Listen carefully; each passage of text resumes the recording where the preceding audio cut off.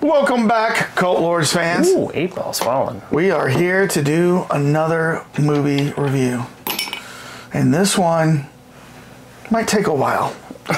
There's a lot to unpack from this movie. So I'm unpacking some of it right now. And the movie is Leave the World Behind. Yes. Starring Julia Roberts, Ethan Hawke, Mahershala Ali. So. And Kevin Bacon. And Kevin Bacon. As a sidekick. Yes, introducing Kevin Bacon. And introducing for the first time on film. So if you're new to our channel, please hit subscribe. Love to have you check out some of our other videos. That button down there doesn't cost anything. Yeah. Just and punch then hit the like button. Need to get to double-digit likes, and then tell us in the comments. Did you like Leave the World Behind? Did you feel the same way we felt, which we're about to reveal? Or did you feel differently about this movie? Because I could see all sides to this movie, to be honest with you. So we will unpack all of that over the next 30 to 40 minutes. So, all right, Dane. As you know, we like to always start with a beverage. What are we drinking this week? Well, we're drinking one of the latest just discovered. Just literally popped this open. We're sampling it now. Heaven Hill Bottled in Bond. At one point in time, like in the 1930s, this was the top-selling bourbon in Kentucky. But it a straight bourbon. There's a little bit of a legalese there. 7 years old. Been sitting in bottles for a while. Cask. 100% alcohol. Yeah. 100 proof. Oh, actually, sorry. 100 proof. 100% alcohol. 50% alcohol. Family owned since 1935. All right. It's been around for a while. It's a tasty beverage. Let's say cheers. Have a drink.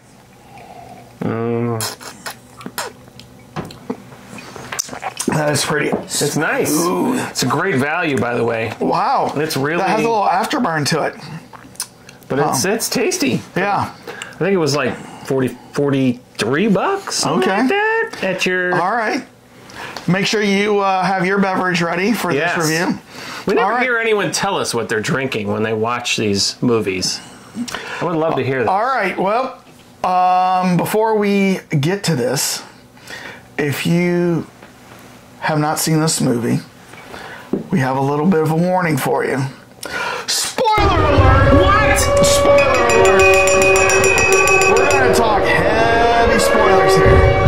So if you don't want that ruined for you, leave this review behind and go down and hit pause. If you don't want your world to end. Watch this movie on Netflix and then come back and see if we think the same thing you think or we think something different. So, all right. And pretty much everyone has Netflix. Yeah. One of the other, Amazon, everyone got forced into, but the next one is always Netflix.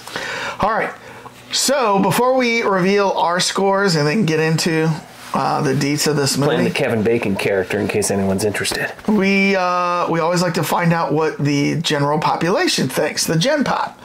What do they think of this movie? So Metropolises. So let's hope that these scores don't change by the time this airs, because it's only been out for about 3 or 4 days now. Yeah, I think it was Friday, right? Yeah. When it came out? Yeah. And so, Dane, have you stayed away from these scores? Okay. What do you think the critics gave this movie? I think this is going to generally be high and high, so I'm going to go 8.9 on the critics. 89%. Okay. What do you think about the general audience? 9.4. Ooh, 94. So 86 and 94. 89 and 94. Oh, 89 and 94. All right. Well, the critics gave this, Dane, a 75%. Not as high as you thought. No. However, the audience gave this a 39%. Are you crapping me? Oh my God. What? Yes. Man, that's called high expectations. Well, Thrown. I think I have a theory of why it rates so low for the audience. Out of how many? 1,000 ratings. Wow. 1,000 plus. Man. So, all right. So why don't we do the Cult Lords ratings, just so you know where we stand, how we feel, and then we'll unpack how we got to those scores. Yeah. So this just came in just literally minutes ago from our accounting firm, Deloitte and Douche. Thank you. Sponsors. Want to thank the proud sponsors of the Cult Lord show, Deloitte and Douche. If you need an accounting firm, Google Deloitte and Douche, and then tell us what you find. Yeah. Because I don't know if we found anything. No, we haven't found anything yet. But Larry, thank you very much for bringing the scores in. Yep. All right, so let's get to those scores. He's enjoying the Carpaccio we left in the room for him, right? There we go. There we go. All right. We'll go with our scores. On the count of 3. 1, 2, 3. 3. So true, so scary. 9.6. Leave the details behind. 8.4. Yes. Wah, wah. So I like this movie. Yes. I did have a little issue with it, as you can see. Yes. But I was watching it constantly. Let's go. Oh, it was a cyber attack! Yeah. Sounds like the end of the world. Tesla's crashing. Yes. I went high on that one. You went high, and I thought about going a little bit higher. I do have a little bit of qualms with this, but I thought I don't know, how long is this movie? I watched it with my wife, by the way. Did she like it? She enjoyed it, yeah. She was really into it. What was this movie, like 2 hours and 15 minutes, something like that? Something like that, yeah. That feels about right. Yeah. So I was so into this movie. 2 hours and 18 minutes. Yeah. I was so on the edge of my seat for 2 hours and 15 minutes. I will agree with you on that. That's the biggest problem. No payoff. The ending disappointed me a little bit. But the more I thought about it, and then I went and kind of read a little bit about it, I appreciated the ending more later on. And we'll talk about that in a second. However, Dane, share with us what the premise of this movie is. Well, it's a slow burn, that's for sure. You're not really sure exactly what's going on. There's a lot of political, racial tension mixed in there, and also I wouldn't say a lot. There's some. It's in there. Yeah, it is. I mean, it is when Mahershala and his daughter come. Yeah, they show up. More so from the daughter than from anybody else. That was called millennial. Yeah. Millennials. Yeah. Millenniums. Yeah, according to Ridley Scott, they're called millenniums. The millenniums. All right. But, they did a great job with... You still haven't explained the premise. Okay. Don't interrupt me, all right. Good man. But the premise being that there is a potential cyber attack. I don't know if I say anything, I'm revealing a lot of stuff here. Well, no, you just talk about how does this movie kick off. It kicks off. The family of Ethan Hawke and Julia Roberts decide to go hit an Airbnb in Long Island. Yeah. And, okay, so... that was the beginning. Yeah, well, but as you learn early, Julia Roberts' character seems to kind of hate people, hate the world, and that's why she wants to kind of escape. Sounds like they have a decent marriage, but they have some issues too. He's obvious. Much more laid back, and she's controlling. Right. So so controlling, she just books this Airbnb without him knowing, packs everybody's bags and says, "We're going." Wait, I don't understand. When did you rent the house for? Today. I figured if I made the reservation and packed our bags, it would eliminate most of the reasons to say no.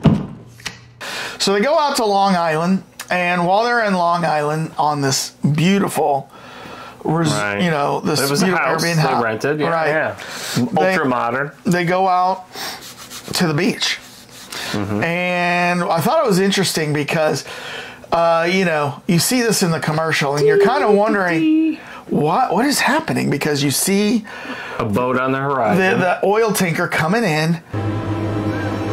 It's so big.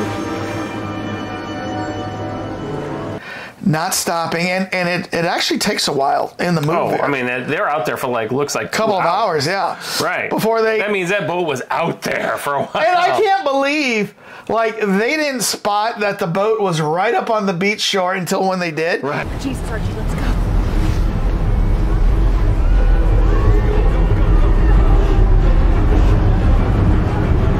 Because you would think somebody on the beach would be screaming, "Oh my God, that's coming in!" I mean, I think and one of those. I mean, I agree with you on that point. I think the other side they were trying to throw out here, the author, because this is based on a book. There's a lot of trust. Like, oh, there's a boat coming up. And they kept saying, oh, it's going to go into a port over there. Or it's going to like, you know, they made a comment about New York having the deepest harbor in the world or whatever. And so I think they kept thinking it was going to turn. And it doesn't. So it does not. It comes crashing in. And what's interesting... Right at them. Of course, right at them. What's interesting about this movie is they put a lot of Easter eggs into it. Did you notice what the name of the ship was called? It was called something like the Virgin something, wasn't it? Or I don't remember. It's called the White Lion. Oh, yeah. Do you know the significance of that? No. The very first slave ship that came to the United States was called the White Lion. Oh, really? Yes. Wow. Yeah.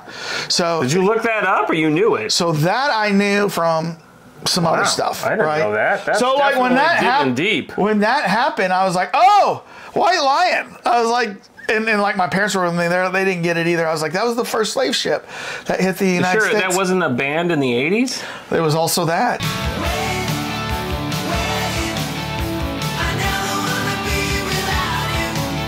Wait. Yeah, so I know. I think that's what the author was like. He was a fan of the 80s bands. He's like White Lion. No, if there was a Modern English anywhere, I'd be like, no! No.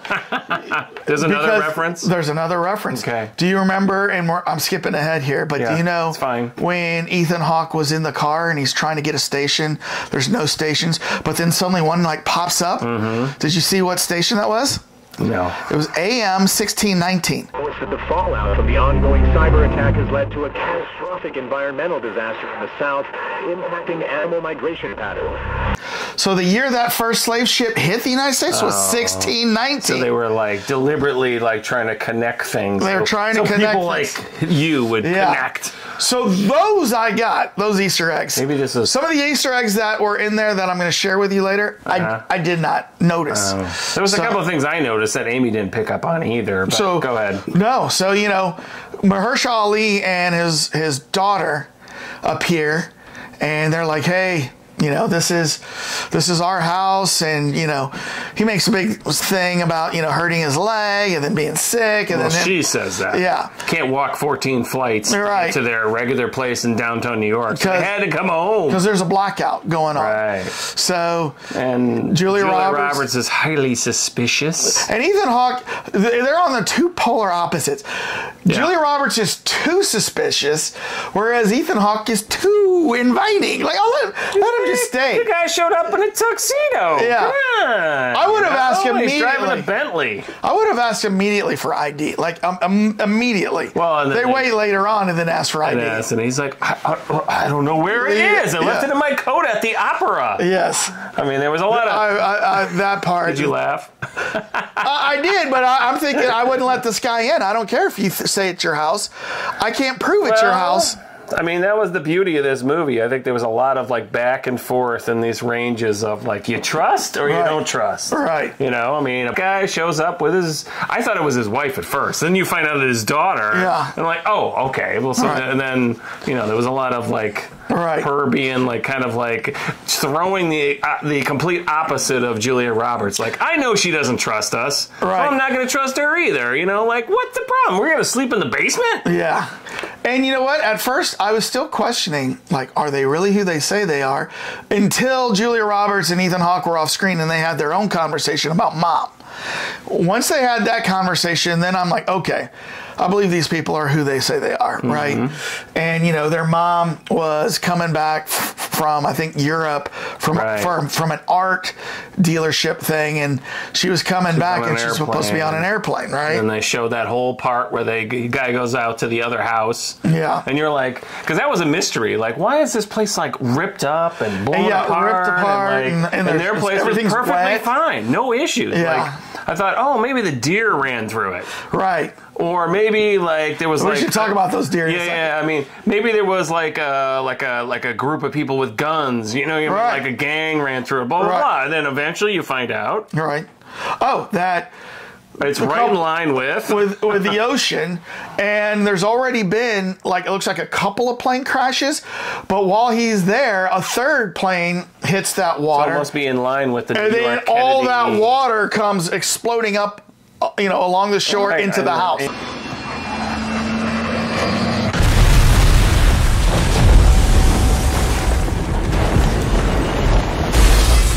So I had a question.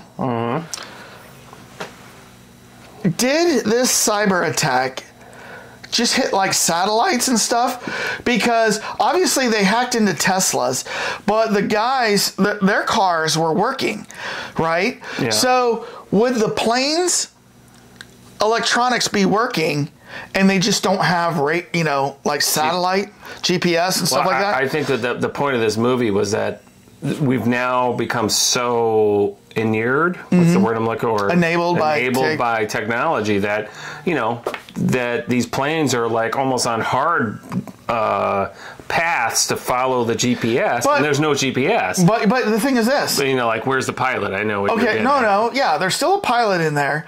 And even if there's no GPS, they can still land these planes if they wanted to. And then I thought about, remember Sully?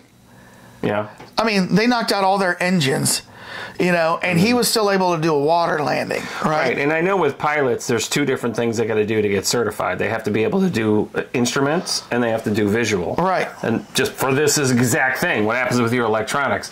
So my only, I guess, you want to fill in the blanks is the planes were on autopilot. Right. And the pilot wasn't aware that GPS got knocked out. And the other thing, too, going back to, maybe where your score came from, is they didn't really go into details about did it affect any other country. Right. It was America that was getting attacked. So these planes are coming in internationally to New York, and they're like, fine. Whoa, and the guy's not paying attention anymore, and suddenly the plane's like, I'm just driving right into the beach. I don't know. So one of the reasons why I think that the audience score is so low is because there's a lack of details of like what's happening, who's doing it, how's this ending, what happens after this ending, right? Oh, and definitely that. And like, I think that a lot of mainstream viewers that, just want to watch a popcorn flick and be entertained, they want a nice bow at the end of it all wrapped up and they know what happens. When the author and then the director leave it to your imagination, I don't think general pop likes that. I think there are people that like that, and like sometimes I like that, sometimes I don't like that. And I didn't like it at first, but the more I thought about it, I like the fact that they left it to the imagination. Yeah, and they totally set it up for like the beginning awesome episode of a series. Right. So they better make number 2. They're not going to make number 2. Well, I know there's no book. All right. But Dan. Yes. I think this book was based off of something else too. Oh. So back in I want to say like September, maybe August, our work had like a quarterly business review where like all the sales reps flew in and kind of went over like some business stuff, and my executive vice president for sales was there, and he happened to sit next to me during dinner one time, and he was talking to somebody across the table, and he was like, somebody said, I want a good book recommendation. He goes, oh, I've got one for you. He goes, the CEO of our company recommended this book to me. And he said, so I went and got this book. And what happens is it's about an EMP that happens like over the world, and all electronics in the world are knocked out, and then these people are having to survive. And the main character used to work for like the FBI or the CIA. So he kind of knew, but he was like retired, but he kind of knew how to help steer his family to safety and everything. And that book was called 1 Second After. Ooh. All right. So what happened was, based on the recommendation, and that's by William R. Forstchen. So we'll put it up here. But based on that recommendation, I ordered it off of Amazon. But I'm not a reader. So I was going to say, look at where you are in the bookmark there. Oh, you know what? Or is that like... That is my mom's. So what happened was, I told my mom that I ordered this book. My mom reads all the time. She goes, oh, are you reading it right now? And I go, no. She goes, bring it over, I'll read it. So she read it, And then I said, go ahead and tell me about the book. You know what I mean? So mom notes. So as we were I was watching Leave the World Behind. I was watching it with my parents, and my mom goes, "Oh gosh, this part reminds me of 1 Second After. This part reminds me of 1 Second After." Oh wow! So there was so much in here, and there's actually 3 books after this. Or 2 books after this. It's a trilogy. So this is the first book called 1 Second After. What year is it? Go ahead, keep talking. I'm just checking the age of this. I just was curious when, because this other guy's book that wrote this is 2009. 2009. So maybe he's before the other guy, and the other guy based a couple of things on this guy's book. Oh, I know. I think that's what I'm happened. getting at. Yeah. So yeah, if you want to read a good book about this kind of thing, read 1 Second After. Someday I'll read it. So, but I just wanted to get that in. So, Dana, I have a question for you. Yes. What do you think was going on with the deer in this?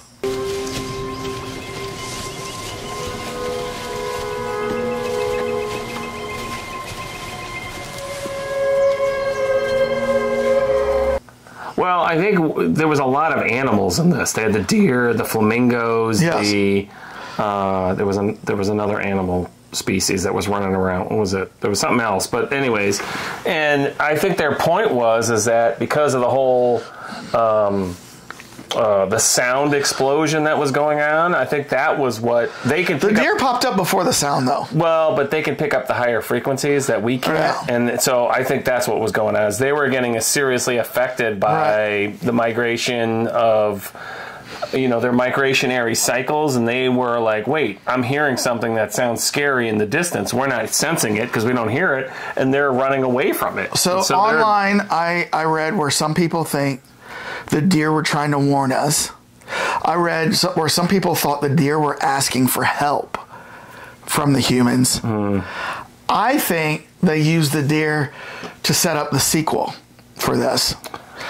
Well, and in other words, like a canary in a coal mine, they were the canaries. I think the sequel will be called Rise of the Kingdom of the Planet of the Deer. They're going to take over. They're going to take over. They're going to have guns with them. Right. The humans are going to be like, I swear I've seen that somewhere. Keep your stinking hooves off me, you damn dirty deer. Well, you're cute at the same time. Yes. Yeah. So, no, I mean, I agree. There was an element in there, and I think that was actually more to just throw people off. Right. The deer almost seemed like intelligent, like they were there to, oh, wait. Or like, we're going to kill you. Or I almost thought like they were like, we're going to kill you. I just think that was a natural instinct going on. I think they were fleeing a giant noise, and they were taking off, and you happen to be in the path. That's my point of it. See, the night before where they're staring at the girl. Deer don't get that smart. I mean, no, you know what? I just watched a video. Yeah. Where there was a moose in Alaska trying to flag down traffic. So some people stopped. I swear to God, I'll show you the video. Like he had a light? No, he was just like getting out there, and then he was trying to get people to follow him, and then some people decided to follow this moose off into kind of the woods. Yeah. And there was 3 other moose stuck in the mud. So he was like asking the people basically, help me get these people, or these mooses. I think it's moose. Out of the mud. Yeah. There's an actual video of this, folks. Go Google that. Well, I mean, because dogs, we have a dog, and he's very smart, and he knows a lot, and he has similar behavior to what you're saying, but most of it is involved with, like, where's my cookie, and why aren't you giving it to me? All right. But he's very aware of things, like, where, like, if we're hurting or something like that. Right. So, I mean, a moose could do that, and the only reason I think it's more the deer were reacting to, like, being scared is because they're running as an entire herd versus, hey, let's go track down a human and say, hey, there's something going on over here. Because remember, they're still on an island. Right. So, all right. That's the only reason I don't think that the deer were really like, hey, by the way, you need to protect yourself because there's a cyber attack. Yeah. I mean, that's the only rereason I don't think so. I don't know what a hell of a cyber attack is. Well, I thought it was more like, this world's going to hell. We rule now. Oh, so we're going to kill you. It's like a supernatural thing? No, not supernatural. Just, I mean, because now you're dovetailing into what was up with his teeth. Oh, it was radiation. But it was like one of those microbursts, like microwaves that were the deer type thing. I think the tick was infected with radiation and bit into him and put it into his bloodstream. So he could become like Spider-Man or something like that? He became Toothless Man. That's what he became. I mean, that whole scene, man, when I saw him doing that, I'm like, Julia Roberts, I said to my wife, I'm like, she's dreaming. Yeah. There's no way. He's just like, whoa, whoa, yeah, no. whoa.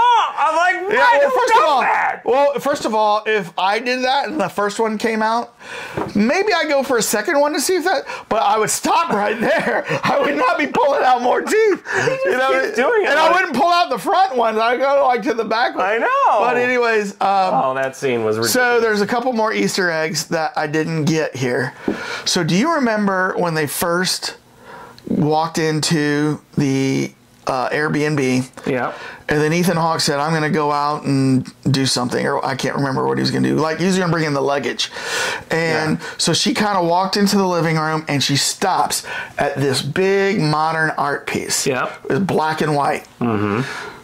As the movie goes on, that piece, I was going to bring that up. It changes. It keeps losing paint and becoming... Well, it's like reforming. Well, it becomes lighter and lighter and lighter. In fact, when he breaks off his teeth, he does it in front of the mural, and there's like a lot missing now from the mural from the beginning. Okay. So they're kind of showing that.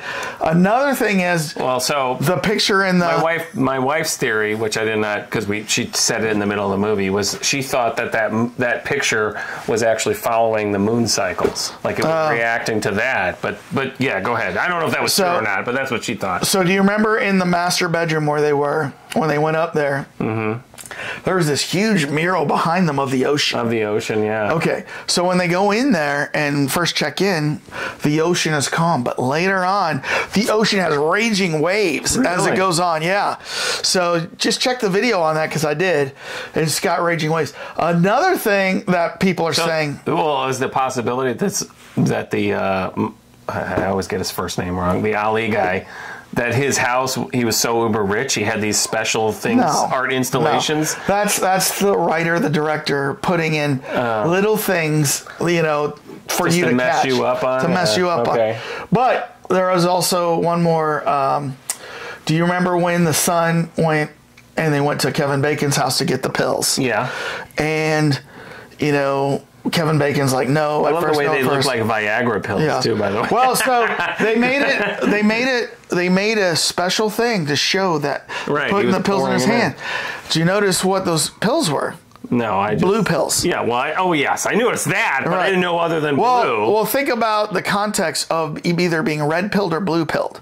Like in the Matrix. Okay. In the Matrix, when you take the blue pill, it's because you want to accept ignorance to the world around you.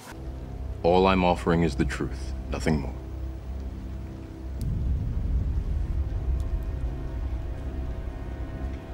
And just stay in bliss, right? That's what the blue pill means. So, they're taking the blue pill, and so they're saying that these people want to avoid the world behind, like the girl. No matter what's going on, crazy around her primary focus is, how does Friends end? I know, right? And that's kind of like getting annoying too. Just generation sometimes, maybe even our generation, with so much social media and so much people are worried about. And so the primary issues in this world, they could care less about, but they do care about who stars in the next Batman movie, right?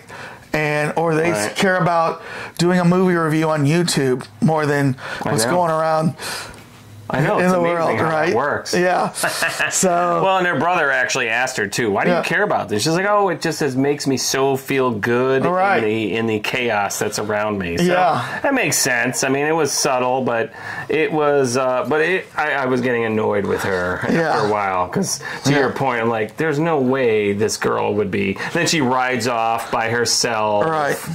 And and the other thing too is the house in the woods. What was the point of that? Remember, the guy's like, who's sleeping out here? There's a giant impression in the thing. They never explained that. That was definitely annoying. That was the shed. I will admit that. The shed in the woods. What was the point of that whole thing? But one thing I did want to say is, as far as the details go, they hint at what this could be. Kevin Bacon said, yeah, I got a buddy in California. He said, they dropped leaflets and said it was the North Koreans. And then they said, well, look at these leaflets we found. Sounds like the Iranians, right? And then Kevin Bacon talks about how the Russian ambassadors all pulled out of the United States about 3 weeks ago, as if they knew something was coming. And then he said, a lot of people hate the United States. Could they have all worked together to bring down the United States? Yeah. So to your question of did this happen elsewhere in the world? We don't know. It's left to our imagination, right? They did make a big thing about the 3 things on how to bring down a country. And I forget who wrote it. It was some professor or something like that. They mentioned about the first one was disrupt something. Chaos. Right. Then the second one was allow all the, for lack of a better term, the common folk to just take each other out, because you're going to everyone's going to just kind of fall into despair and not trust anybody, which you saw a little bit of that with Kevin Bacon. And then he took his grand and said, okay, here's your blue pills. As if that money's going to mean anything. But I think more than the money, I think he did it to help the kid. I think he showed some morality. He was like, all right, I'll take your money in case this works next week, but I doubt it does, right? But, I guess he figured, I got enough of So what's the third thing? I don't remember what the third one was. It was, I think it will eventually, and then I think the third one was the military of the country and the government will end up so reactionary to what's going out in the general populace that they'll start attacking to suppress things. And that's kind of how the movie ended. Well, New York was getting bombed at that point.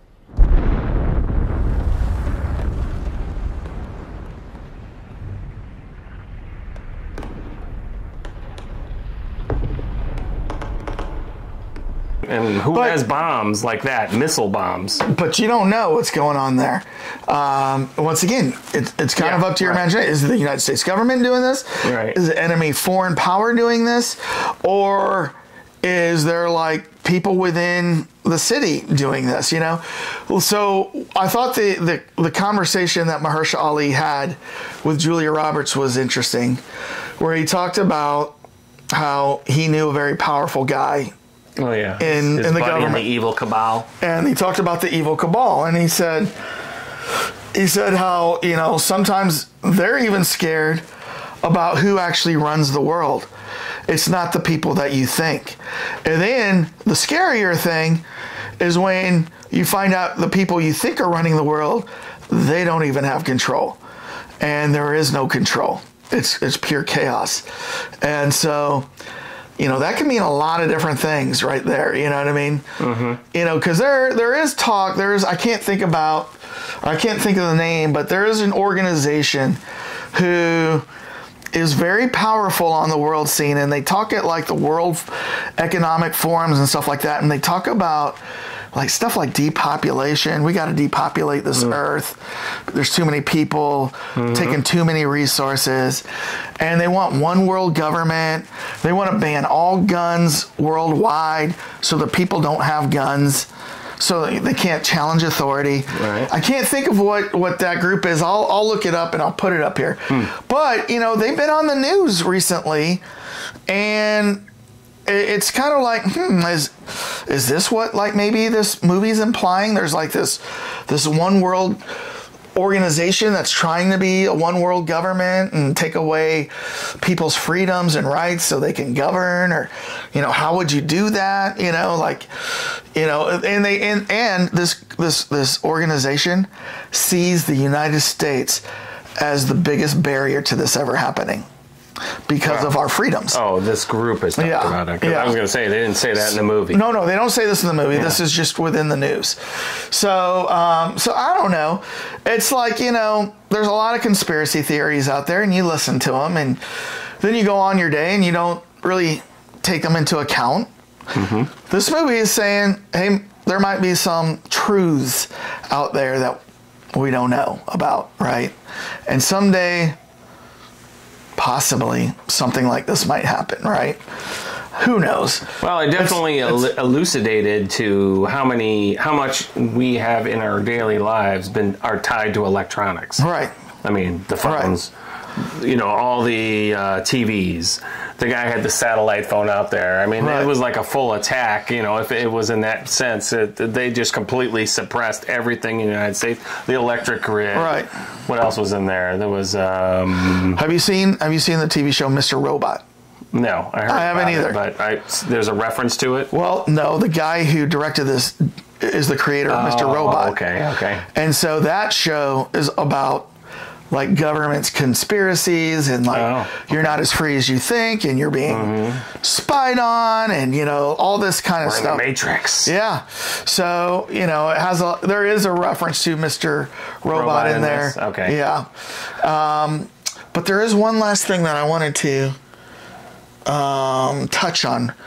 So we talked about the cabal. Julia Roberts' lips? No. No. How annoying the daughter was. I mean, that was the beauty of this thing. There was so much going on, but they also did a lot with the interplay between the characters in the movie. And there was a lot of background of the characters. Yeah. And that's what we liked, because we got pulled into it. Right. I mean, yes, you're right. There was a lot of things they did not clarify. They show a moral dilemma. A moral dilemma. The moral dilemma of Ethan Hawke and the Hispanic lady on the side of the road. Oh, yeah, right. That was a big one. No hay nadie por aquí. Será un ataque químico. Por favor, no me deje aquí, señor. Tengo miedo, no quiero estar sola.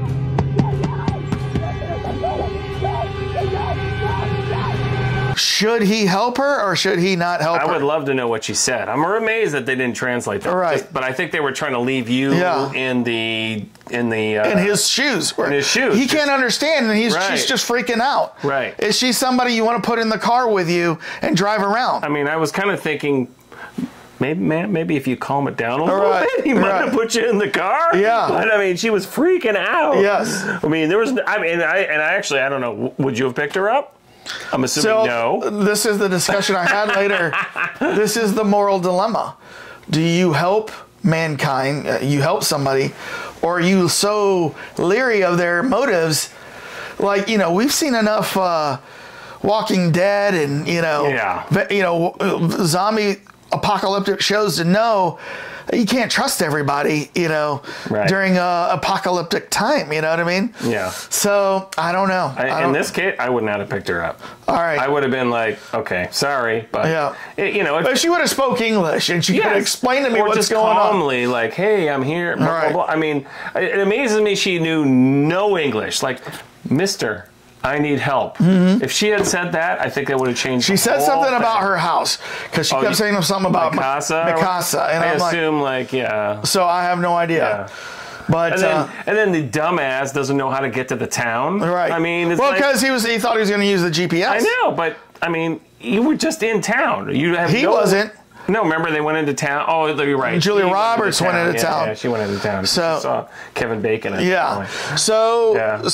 then of course that drone dropping the leaflets. Like, that was very bizarre. Who was flying the drone? Remember when we did the trailer review? You were kind of thinking it was the aliens from World War. Yeah, it was like dropping some sort of like chemical. Is what I was thinking. Because it really looked like that. Yeah. And I don't understand because at first when you saw his reaction, he was like, like, oh, is that what it is? But I didn't understand why he was like freaking out so much. I don't know. I have no idea. I mean, he just went nuts. Like he was like, getting his balls cut off by like a drone. I mean, he was like,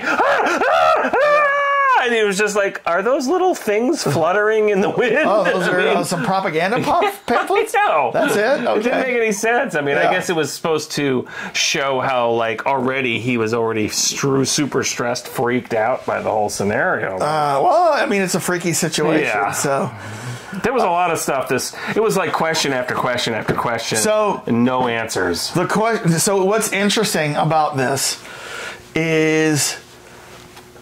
This morning, my very first phone call at work. So today's a Monday. I'm at work. I call somebody in our finance department because there was a question about a customer's bill. Yeah. And so we get on the call, and the first thing she does is ask me, did you see the movie Leave the World Behind? God, really? Yeah. And I go, I did. Her name was Jill. I go, Jill, I did. I'm impressed. And then she goes, oh my gosh, I love that movie so much. She goes, what did you think? She goes, do you think like everybody else made it back to the bunker with a kid, with a girl? And I said, yeah, I think they did, because if you remember, Kevin Bacon specifically told Mahershala Ali about where to go, and that they built a big bunker. Right. So I think, like, after missing the girl for a while, they would go to that guy's house and they would find her there. Plus, they had like the bike trail. Right. There. The bike trail went directly there. Yeah. So yes. So okay. So that was that. And then I told her, oh, yeah, we're going to put out a movie review. You know, she's like, please send me the link when you guys put that out. I want to watch it. And I'm like, okay. Good thing I had a good score for her. Yes. So then. Jill was her name? Jill. Thank you, Jill. Yeah. And then I had another person at work. We were getting on the phone, and this person knows I run a YouTube channel. Says, did you watch Leave the World Behind? Really? And I go, yeah. And then they're like, oh, it was, you know, amazing thing, blah, blah, blah. So then I go to lunch to Chick-fil-A. Okay, so now I go through, or so I order with somebody. Now I'm pulled up right at the window, and inside the window, I hear like 4 people are going, yeah, then this drone came and was dropping all these pamphlets. Wow. And then like I'm just listening to them, and then as the girl's handing me the thing, I go, are you guys talking about Leave the World Behind? They go, oh yeah, did you see it? And so like all this happened within like 3 or 4 hours, like where I'm like, is the whole world talking about this? You know what I mean? And like, and then this is where you flash to me and nobody's asked me about it. Right. Nobody. We watched it, nothing. Yeah. Zero. So nobody. I do think that the world is, or the country, I should say, is talking about this movie right now. And everybody I've talked to liked it. So that's why I was surprised with the audience score. I know. I don't understand. Of 39%. I mean, we were mesmerized the entire time. And yeah, I mean, of course you were disappointed in the sense that, what? They didn't answer all these like leftover little bits and pieces. Like, who did this? Why are they doing this? What is that sound in the air? I mean, you know what I mean? How is that possible? It's like a bunch of sourpusses were mad because they didn't get their final answer or something like that. And I was like, come on, sometimes you got to use your brain. Yeah. Fill in the pieces. And your imagination, you know? Yeah. So, you know, if I fill in the gaps, they made it to the bunker. They lived through this, but I don't know what happens to the United States. Right. You know what I mean? You don't know. I mean, they're bombing New York. That's where it kind of ended there a little bit. And you're not sure. I mean, after that, A, you don't know who it is. B, you don't know how far it went. Right. And C, is it going to degenerate into complete, you know, apocalyptic Planet of the Apes chaos where there's only a few humans left and there's nothing else to live on. Right, and you don't know if it's worldwide or just the United States. You know, mean, everyone, maybe if you didn't go in and get enough toilet paper, you might have a sore ass for many years, like the pandemic. Maybe we can all immigrate to Mexico illegally. Well, and there's that too. I mean, they implied strongly that there's only maybe the United States being attacked, but you kind of don't know if it was anybody, because they said it's cyber attack in the United States. Right. But to your point, it's like, well, they're in New York, and they drive like 6 hours and go up to Canada and be, hey, woohoo, 8 air. Yeah. I don't know. Oh, Canada. So I liked the movie a lot.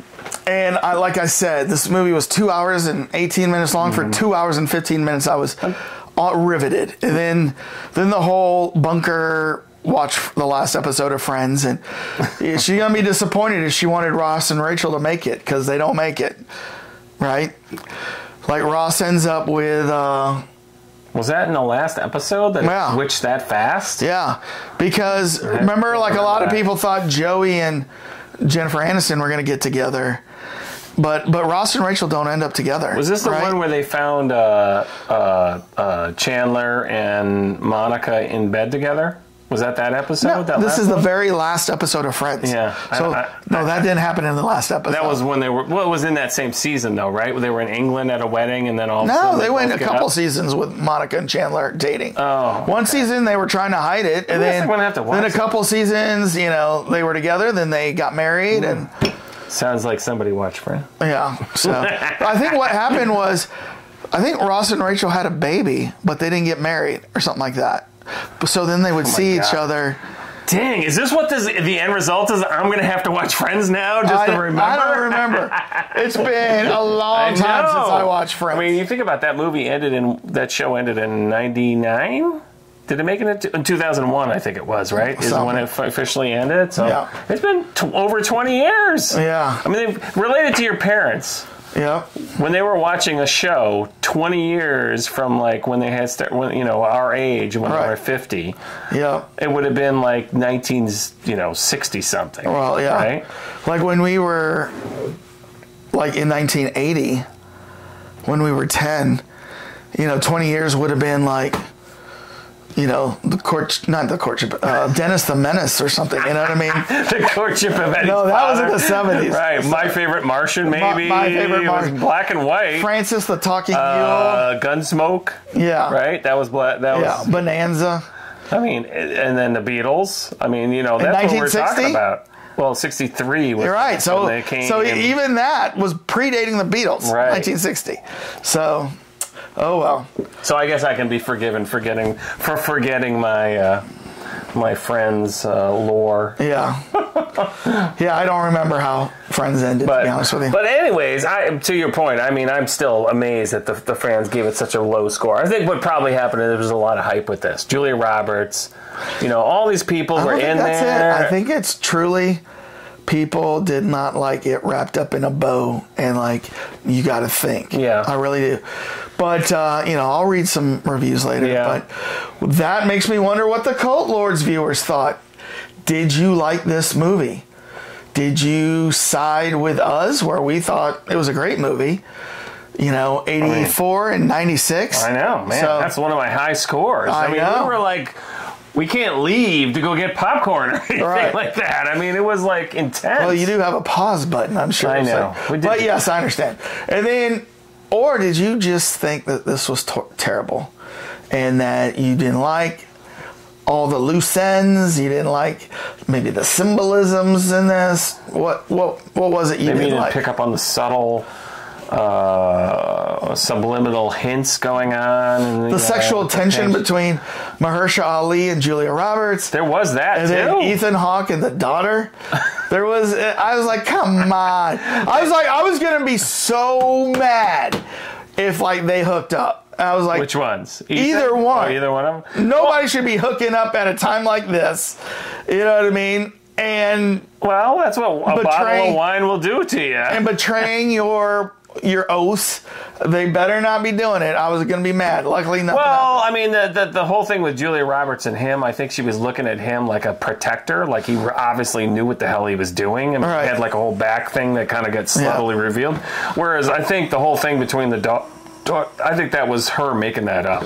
I mean, he wasn't going in there like, I'm gonna go hang out with you. Well, she walks in, she's like, you want pot? Yeah. Oh, okay. I mean, it was like... Yeah, and then like asking him questions and saying things to almost kind of lead him on. Right. And then she walks in and she goes, I think the guy wants to do me. You know what I mean? I'm like... I didn't get any of that. I didn't get that either. I mean, I'm sorry. We're, white guys about the same age. And I was like, what? I didn't get that. I mean, that sounds like somebody's fishing for a compliment there. Yeah, I think that's somebody who always gets the attention, on her. Yes. And just felt like that the same thing was going on right here. Right. And I didn't agree. So, oh well. But definitely want to hear what you think. Make sure to hit subscribe, like, tell us your comments. We'll always answer those comments. And Dane, how do you want to leave us behind? Let me get my satellite reader out here. I'm not picking anything up. Ooh. Uh-oh. All we can say in the end for everyone is to have peace out. So CB's would have still worked.